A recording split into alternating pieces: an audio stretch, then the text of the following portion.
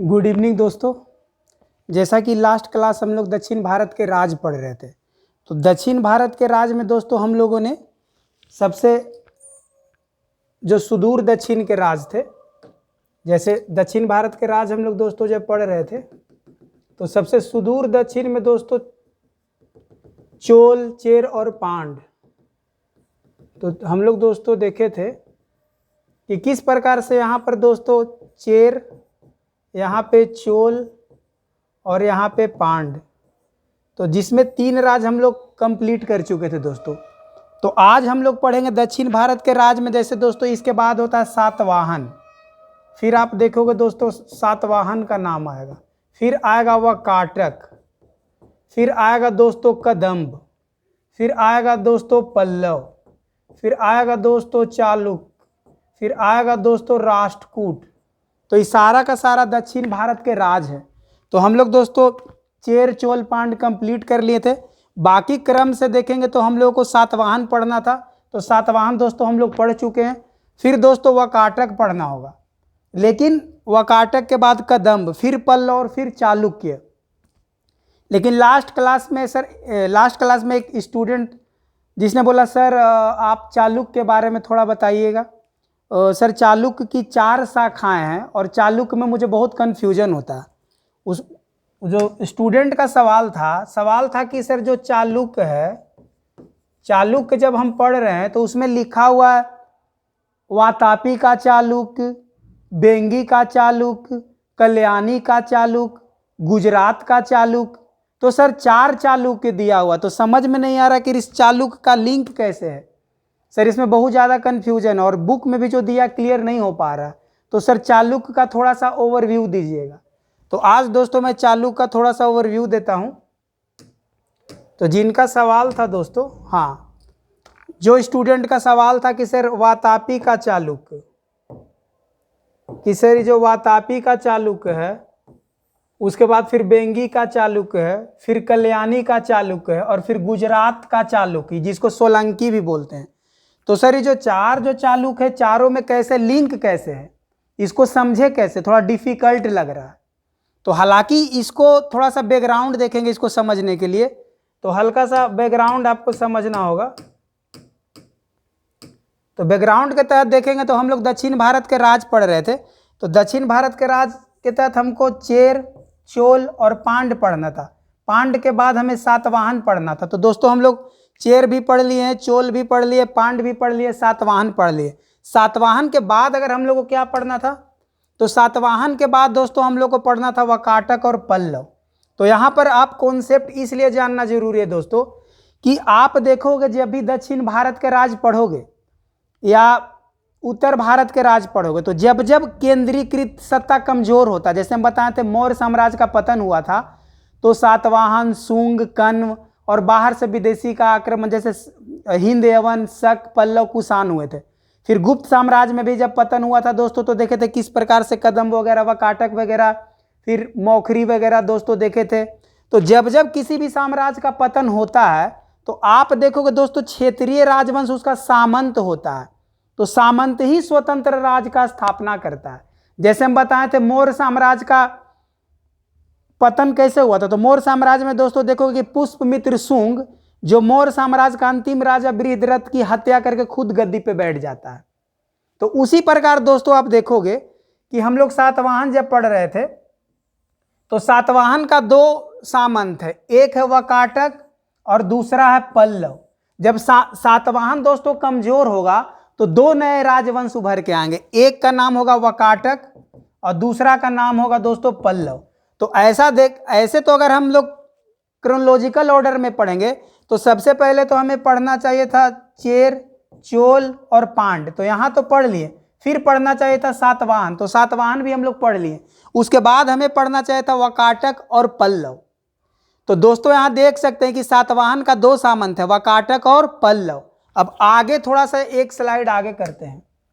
तो पल्लव का भी 2 सामंत है दोस्तों। जब पल्लव कमजोर होगा तो इसका 2 सामंत, एक कदम्ब और एक पश्चिमी गंग, 2 नया स्वतंत्र राज उभर के आएगा।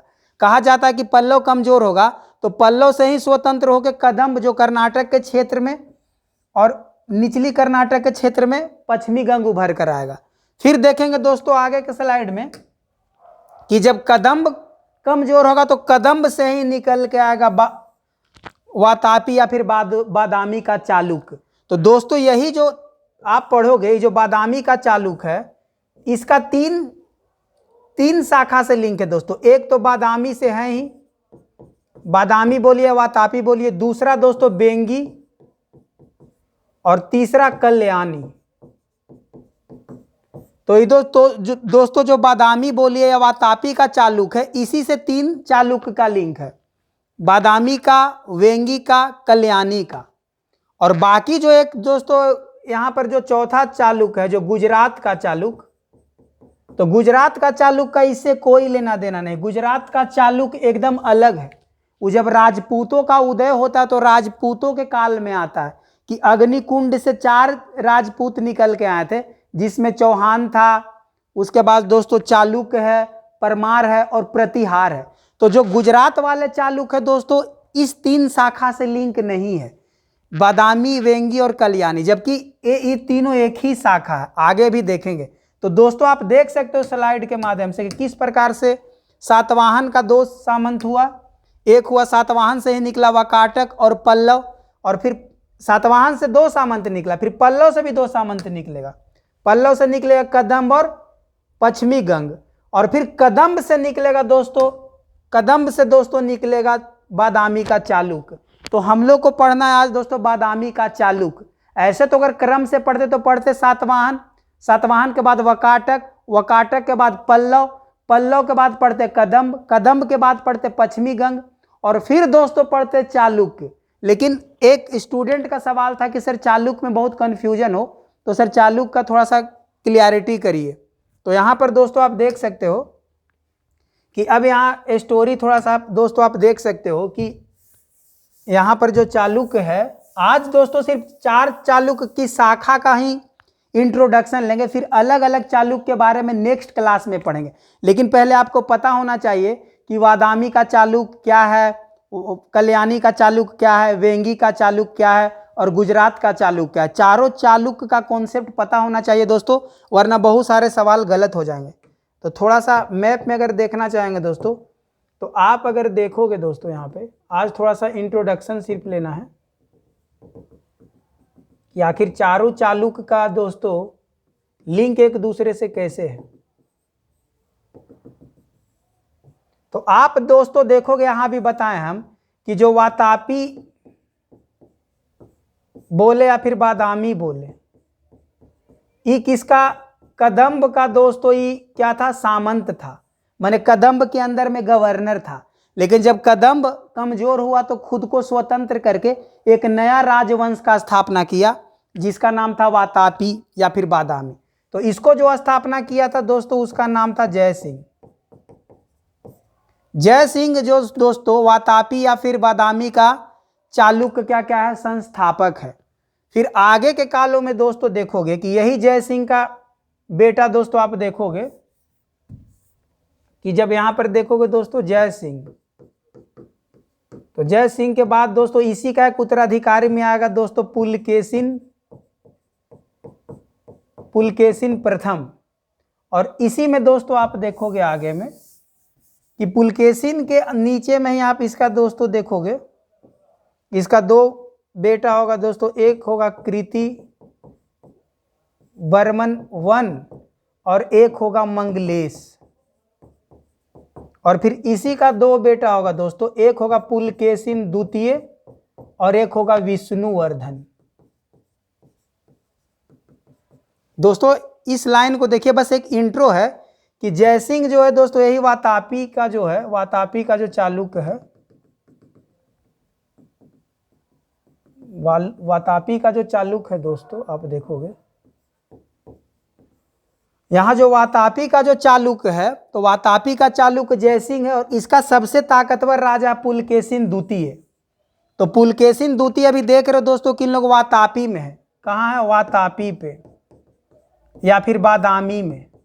ये कर्नाटक के इलाका दोस्तों बीजापुर के बगल में है। तो दोस्तों आप देखो कि जो पुलकेशिन द्वितीय है बाद में क्या करता है कि पल्लव के कुछ इलाके को जीत लेता है, इधर पल्लव के कुछ इलाके को जीत लेता है, और पल्लव को इलाके को जीतने के बाद जो इसका छोटा भाई होता है विष्णुवर्धन, विष्णुवर्धन को इलाका दे देता आंध्र प्रदेश वाला इलाका, ये आंध्र प्रदेश का इलाका को दे देता विष्णुवर्धन को जी, और वेंगी इसका राजधानी होता है। तो दोस्तों बादामी का ही एक शाखा है वेंगी। आप देखोगे यहाँ पर सबसे ताकतवर पढ़ोगे कि चालुक्य में सबसे ताकतवर राजा कौन है, तो सबसे ताकतवर राजा दोस्तों होता पुलकेशिन द्वितीय। लास्ट क्लास में जब हम लोग हर्षवर्धन पढ़ रहे थे तो बताया था कि हर्षवर्धन को किस प्रकार से रोक लेता है, याद होगा दोस्तों जब हम लोग पढ़ा रहे थे। तो आप देखो कि विंध्याचल पर्वत पार करने से हर्षवर्धन को रोक लेता है और नर्मदा तट पे हरा देता है। तो इससे पता चलता है कि पुलकेशिन द्वितीय बहुत ताकतवर होता है, क्योंकि हर्ष को भी हराता है नर्मदा तट पे। यही पुलकेशिन है दोस्तों जो पल्लव के कुछ इलाके को छीन लेता है, जीत लेता है, और जीतने के बाद अपना भाई जो होता है विष्णुवर्धन उसको गवर्नर बना के वहां पर भेज देता वेंगी में, आंध्र प्रदेश में। तो बाद में दोस्तों विष्णुवर्धन ही एक स्वतंत्र राज बना लेता है जिसको बोलते वेंगी का चालुक्य। मतलब आंध्र प्रदेश के इलाके वाले चालुक्य है, इसको वेंगी का चालुक्य इसलिए बोले क्योंकि वेंगी इसका राजधानी था, और वातापी इसलिए बोले गए क्योंकि इसका राजधानी वातापी या बादामी था। तो दो चालुक्य तो दोस्तों क्लियर हो गया। तीसरा भी इसी से लिंक है, आप देखिए कैसे लिंक है। आप देखोगे दोस्तों यहाँ पे कि यहाँ पर स्टोरी थोड़ा आप देखोगे कि जैसे यहाँ पे हम अभी देखें कि हमेशा कोई ना कोई सामंत, किसी न किसी का सामंती होता है। कोई भी राजवंश अगर नया राजवंश आता है तो किसी न किसी का सामंती होता है। जैसे हम बताएं कि हसीन मासुका में हर्यक वंश के बाद शिशुनाग वंश, फिर नंद वंश, फिर मौर्य वंश, तो किसी न किसी वंश को रिप्लेस करके ही कोई वंश आता है। तो यहाँ पर भी जैसे हम लोग देखें कि सातवाहन का 2 देखे तो कदम्ब को रिप्लेस करके दोस्तों आया था। तो यहाँ पर आप देखोगे जो बात, एक और कॉन्सेप्ट दोस्तों याद रखिएगा, यहाँ पर पूछा जाता है। जैसे अगर भारत का मैप देखेंगे तो इसको बोलते हैं पश्चिम, तो इधर पश्चिमी हो गया और इधर पूर्वी हो गया। इसको वेस्टर्न बोलेंगे, उसको ईस्टर्न बोलेंगे। तो पश्चिमी चालुक्य भी बोला जाता है दोस्तों, कभी कभी बोला जाएगा पश्चिमी चालुक्य।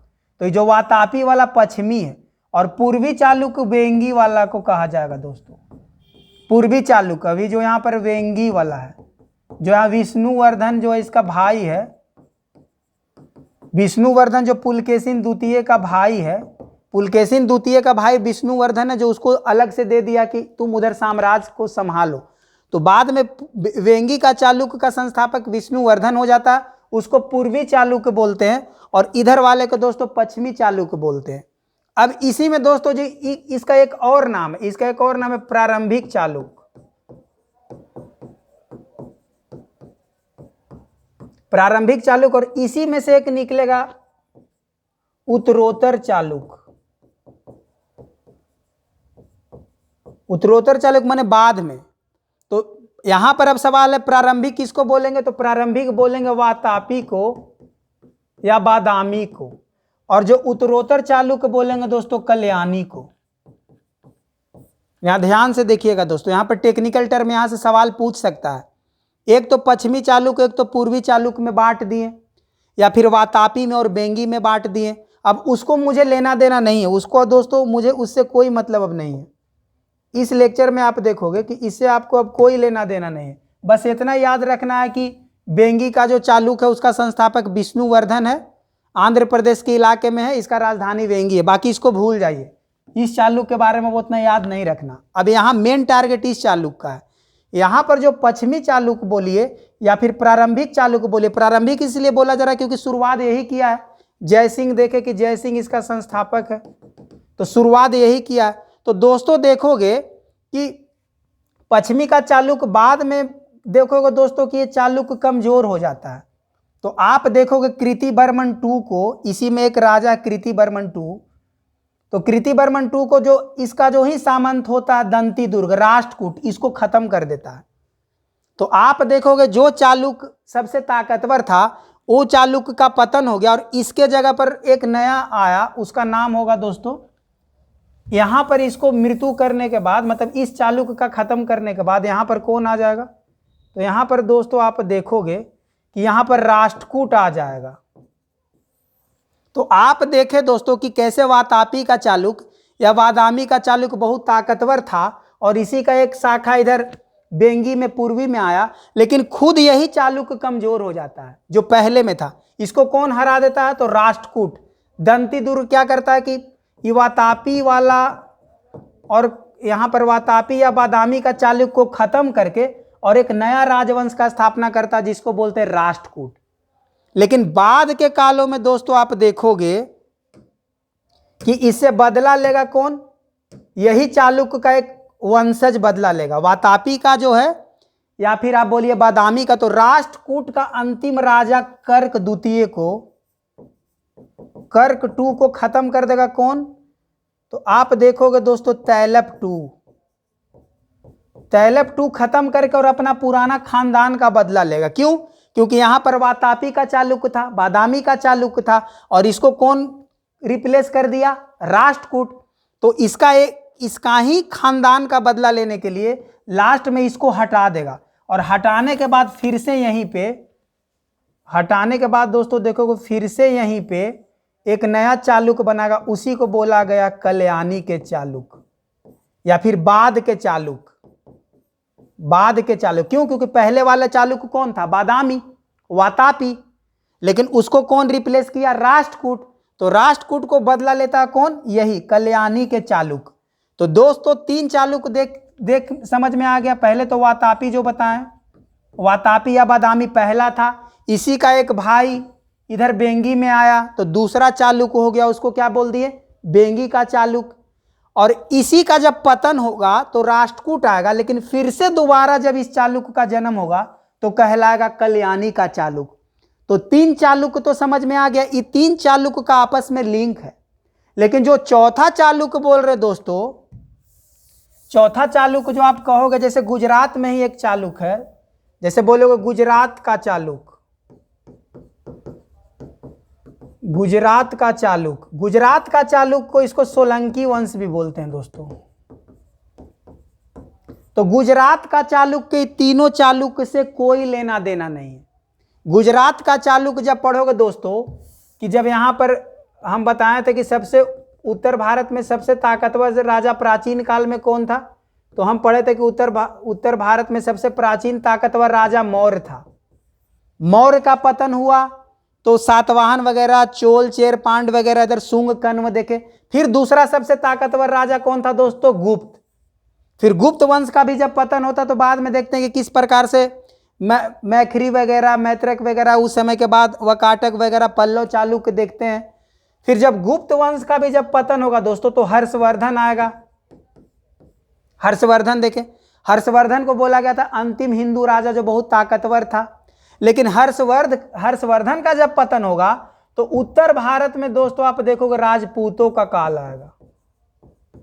उत्तर भारत में राजपूतों का काल आएगा और राजपूतों का जब पतन होगा तब आएगा दोनों दिल्ली सल्तनत, और दिल्ली सल्तनत का पतन होगा तो मुगल काल, और मुगल काल का पतन होगा तो अंग्रेज। लेकिन हम लोग पढ़ेंगे राजपूत। क्यों? यही जो राजपूत है दोस्तों, इसी का एक पार्ट है सोलंकी, या फिर इसको बोलते हैं गुजरात का चालुक्य।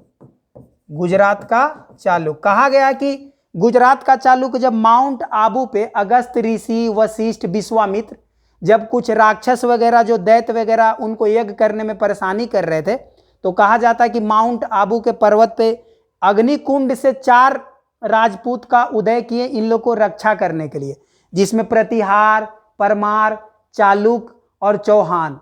तो ये जो चालुक्य है दोस्तों, सोलंकी वाला गुजरात का चालुक्य है, ये राजपूतों का चालुक्य से संबंधित है। जो कि ये जो नीचे वाले 3 चालुक्य देखे, वातापी का, वेंगी का और कल्याणी का, इसको कोई लेना देना। तो यही 4 चालुक्य था दोस्तों। जो स्टूडेंट ने सवाल किया था उसको क्लियर होना चाहिए। और थोड़ा सा चार्ट के माध्यम से अगर आप देखना चाहोगे तो देख सकते हो। जैसे हम लोग दक्षिण भारत के राज पढ़ रहे थे तो हम लोग चेर, चोल, पांड पढ़ लिए, सातवाहन भी पढ़ लिए। सातवाहन के बाद पढ़ना चाहिए था हम लोग को वकाटक और पल्लव। तो हम लोग दोस्तों वकाटक नहीं पढ़े, और वकाटक भी नहीं पढ़े और पल्लव भी नहीं पढ़े, क्योंकि क्रम से तो यही पढ़ना था, लेकिन सवाल आज कोई और कोई और पूछ दिया था। फिर हमें पढ़ना चाहिए था पल्लव के बाद कदम्ब, और कदम्ब के बाद पश्चिमी गंग, लेकिन ये भी हम लोग नहीं पढ़े। फिर पढ़ना चाहिए था दोस्तों कदम्ब के बाद दोस्तों देखते कि कदम्ब का ही क्या था दोस्तों, सामंत था चालुक्य। कहाँ का, तो वातापी का या बादामी का। तो आज लेकिन हम लोग सवाल के हिसाब से हम लोग डायरेक्ट चालुक्य पर आ गए।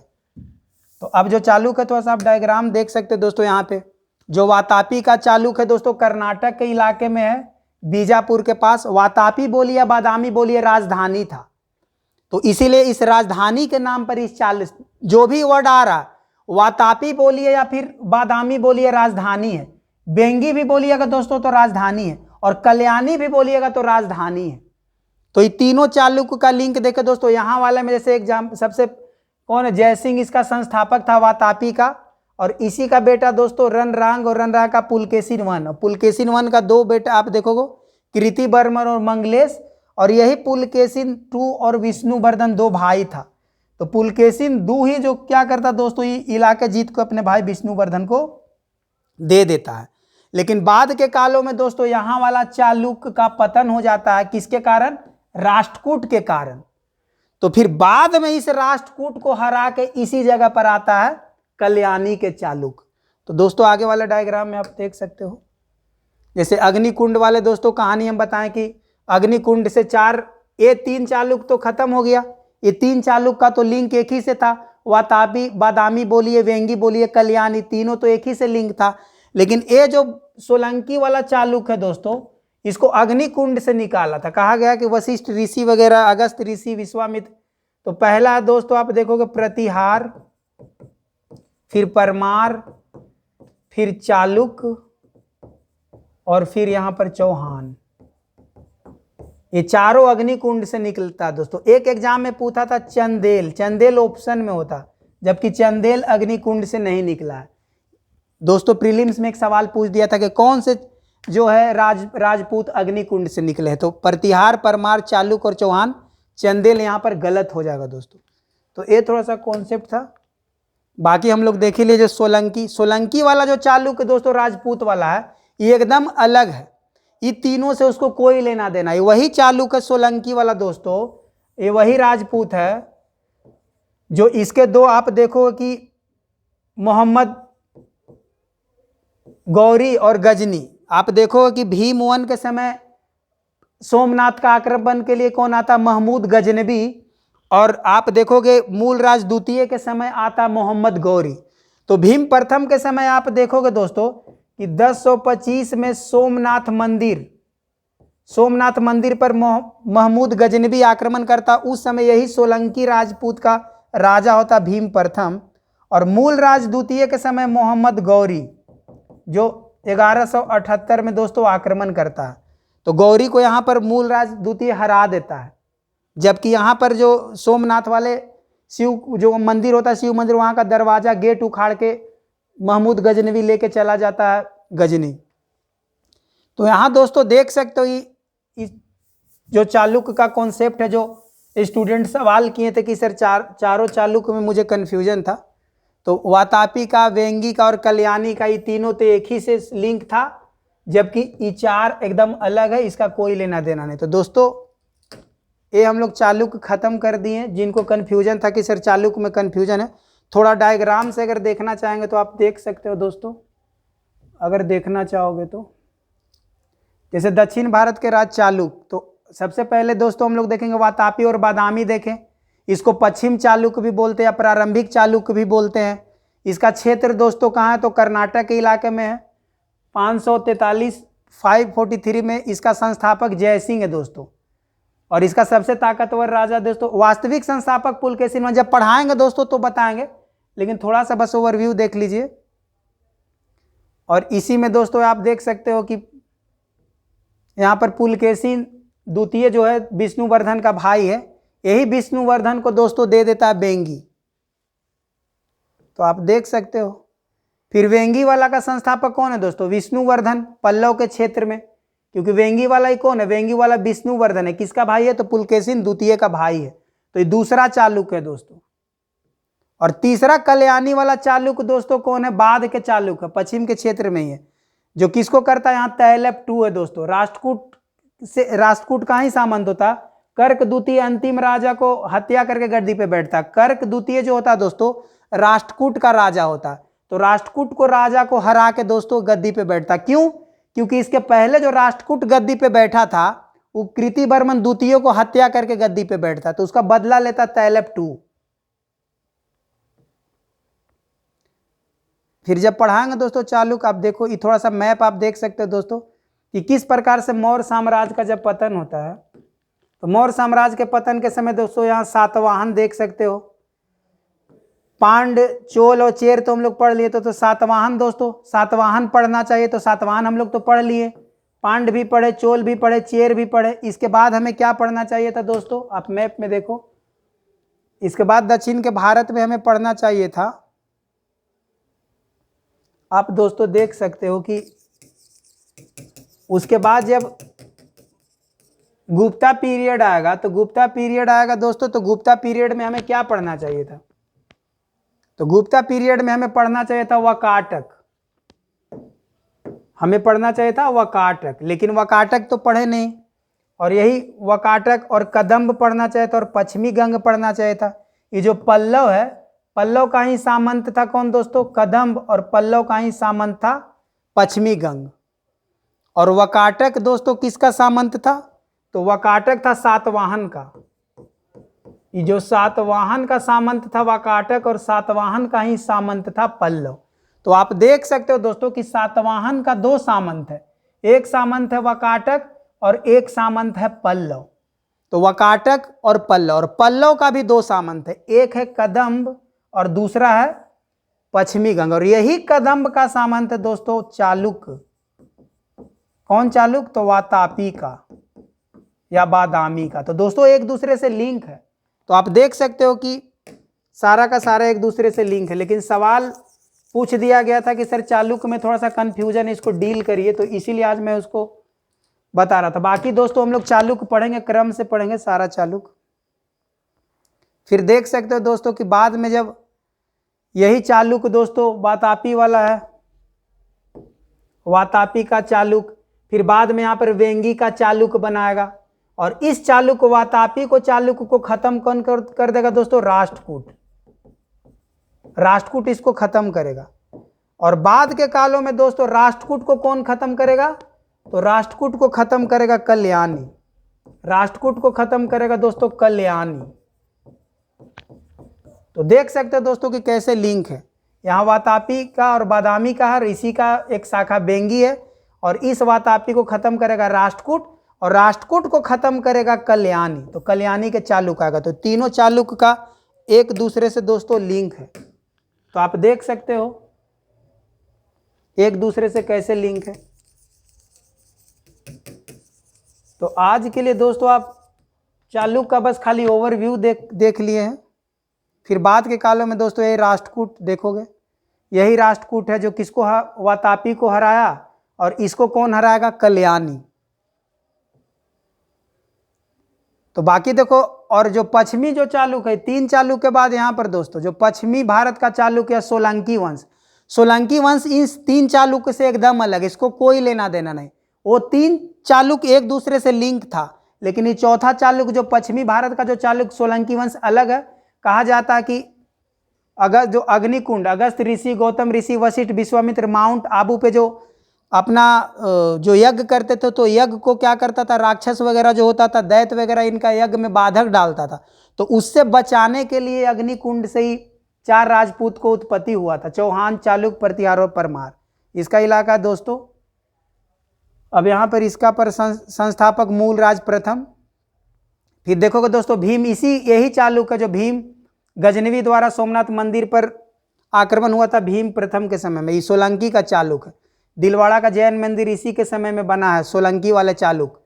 फिर मूलराज 2 सोलंकी वाले चालुक्य जो मोहम्मद गौरी का भारत पे आक्रमण हुआ था, और अंतिम राजा यही था दोस्तों।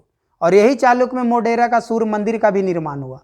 तो आप देख सकते हैं दोस्तों 3 मंदिर आप देख लिए, मोढेरा का सूर्य मंदिर देख लिए, और एक दिलवाड़ा का जैन मंदिर, और एक सोमनाथ मंदिर। ये 3 मंदिर है दोस्तों जो कहीं ना कहीं सोलंकी चालुक्य से रिलेटेड है। और यही सोलंकी चालुक्य से रिलेटेड है महमूद गजनबी और मोहम्मद गौरी, जो मुस्लिमों का आक्रमण भारत में होता। तो दोस्तों यही 4 चालुक्य था, जिनको कन्फ्यूजन था तो अब क्लियर हो गया होगा। बाकी नेक्स्ट क्लास में हम लोग इस चालुक्य को आगे पढ़ेंगे, क्रम से पढ़ेंगे। तो आज के लिए इतना ही दोस्तों, बहुत बहुत धन्यवाद। अगर वीडियो पसंद आया तो चैनल को लाइक करिए, सब्सक्राइब करिए, कमेंट करिए, शेयर करिए, ताकि मुझे मोटिवेशन मिल सके ज़्यादा से ज़्यादा अच्छा कंटेंट और वीडियो बनाने के लिए। बहुत बहुत धन्यवाद दोस्तों।